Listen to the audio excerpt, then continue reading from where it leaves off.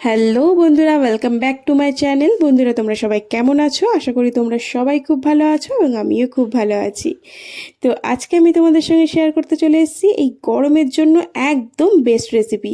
তোমরা দেখে বুঝেই গেছো, একদম ঠিক ধরেছো, এটা হলো কি পুদিনা লেবুর শরবত। এই গরমের দিনে দুপুরবেলা বিশেষ করে বন্ধুরা এরকম যদি একটা শরবত আমাদের রেসিপিতে থেকে থাকে, তো আশা করছি একদম রিফ্রেশ ব্যাপারটা হয়ে যাবে। আর সত্যি বলতে এরকম শরবত যদি এই বিশেষ করে এই যা গরম পড়ছে, এই গরমের মধ্যে যদি আমরা মানে করি কিংবা করে খাই, তো সত্যি একদম পুরো মাথাটাও একদম পুরো ঠান্ডা হয়ে যায়। তো দেখো কিভাবে বানিয়ে ফেলেছি আমি এই সুন্দর একটা শরবত রেসিপি। এখানে আমি নিয়ে নিয়েছি পুদিনা পাতা। পুদিনা পাতাটাকে খুব সুন্দর করে দেখতেই পাচ্ছ ধুয়ে নিয়েছি আমি। ধুয়ে নিয়ে এটাকে আমি পেস্ট করব, তার জন্য নিয়ে নিয়েছি মিক্সি জার। তার মধ্যে দিয়ে দিলাম আমি পুদিনা পাতা, সঙ্গে আমি দিয়ে দিচ্ছি দুটো আইস কিউব এবং দিয়ে দিচ্ছি আমি স্বাদ মতো লবণ, দিয়ে দিচ্ছি আমি এখানে চিনি। এটাকে আমি খুব সুন্দর করে পেস্ট বানিয়ে নিয়েছি, দেখতেই পাচ্ছ।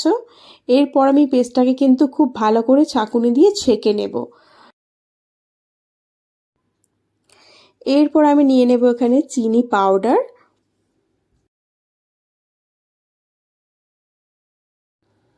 এরপর নিয়ে নিলাম একটা কাঁচের গ্লাস, তার মধ্যে আমি দিয়ে দিচ্ছি পাতিলেবু। মুখের দিকটাতে এইভাবে আমি রাব করে দিয়ে দিচ্ছি।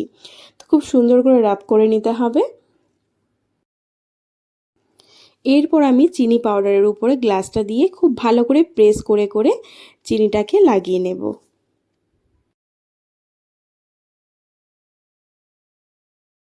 দেখো খুব ভালোভাবে আমি লাগিয়ে নিয়েছি।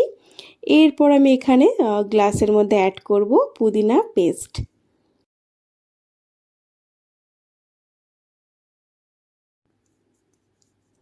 চলো, এরপর এর মধ্যে অ্যাড করছি আমি পাতিলেবু।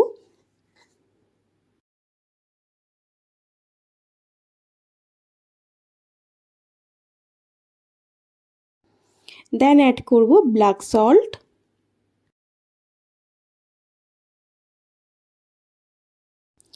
এরপর দিয়ে দেব এখানে আমি 4টে আইস কিউব। এখানে বন্ধুরা আমি আমার ভুলের জন্য ক্যামেরা অফ ছিল, যার জন্য আমি তোমাদেরকে শেয়ার করতে পারিনি। এখানে আমি অ্যাড করেছিলাম সোডা। তো এখানে আমি অ্যাড করেছি বিসলারি ক্লাব সোডা, তোমরা দেখতেই পাচ্ছ। তো খুবই ভুল হয়ে গেছে। আমি অ্যাকচুয়ালি নিজে হাতে ভিডিওটা বানাই এবং নিজেই সব কিছু করি, যার জন্য একটু মিস হয়ে গেছে। তোমরা এটাকে ম্যানেজ করে নিও। তো এর মধ্যে অ্যাড করতে হবে সোডা। অবশ্যই সোডাটাকে ইউজ করতে হবে, এটাকে স্কিপ করলে চলবে না। তো একদম ডান হয়ে গেছে আমার পুদিনার শরবত। তো অবশ্যই তোমরা এটা একবার বাড়িতে ট্রাই করো। আশা করছি তোমাদের খুবই ভালো লাগবে এবং আমার কথা মনে পড়বে যে না, সত্যি দারুণ ছিল রেসিপিটা। তো চলো, অবশ্যই তোমরা এটা ট্রাই করো এবং বাড়ির সবাইকে খাইও এরকম বানিয়ে। সবার একদম মাইন্ডও ফ্রেশ থাকবে, দিলও খুশি হয়ে যাবে।